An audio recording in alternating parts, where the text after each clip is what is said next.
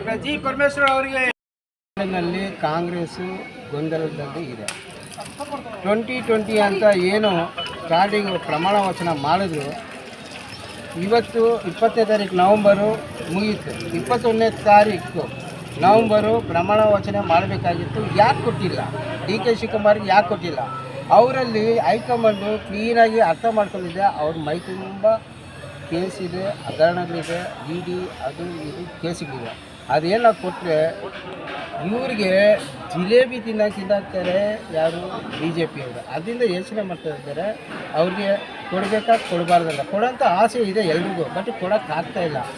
ಅದರಿಂದ ನಮ್ಮ CM ಅವರು ಏನು ಮಾತು ಕೊಟ್ಟಿದ್ದಾರೆ 2.5 ವರ್ಷ, ಅದನ್ನ ಚಿಕ್ಕ ವಯಸ್ಸಿಂದ ರಾಜಕಾರಣ ಮಾಡ್ಕೊಂಡು ಬಂದಿದ್ದಾರೆ.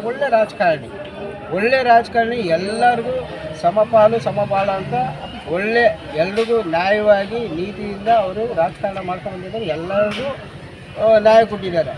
ಇವತ್ತಿನ ದಿವಸ ಏನನ್ನ ಅವ್ರು ಮಾತು ಕೊಟ್ಟಿದ್ದಾರೆ ತಪ್ಪಿದ್ರೆ ಮಾತಿನ ತಪ್ಪಿದ ಮಗ ಆಗೋಗ್ತಾರೆ. ಆದ್ದರಿಂದ ಇಡೀ ಆ ಜೀವನದಲ್ಲಿ ಏನು ಒಳ್ಳೆಯ ಹೆಸರು ಮಾಡ್ಕೊಂಡಿದ್ರು ಅದು ಕಳಂಕ ಬಂದಿರುತ್ತೆ. ಅದಕ್ಕೆ ತಾವೇ CM ಅವರೇ ಬಂದು ಬಿಟ್ಕೊಟ್ಟು ಡಾಕ್ಟರ್ ಜಿ ಪರಮೇಶ್ವರ್ ಅವ್ರನ್ನ CM ಮಾಡಿದ್ರೆ ಇಡೀ ರಾಜ್ಯ, ಇಡೀ ದೇಶ ಕಾಂಗ್ರೆಸ್ ಬರುತ್ತೆ. ಎಲ್ಲ ಜನರಿಗೂ ಖುಷಿ ಆಗುತ್ತೆ, ಎಲ್ಲ ವರ್ಗದವ್ರಿಗೂ ಖುಷಿ ಆಗುತ್ತೆ.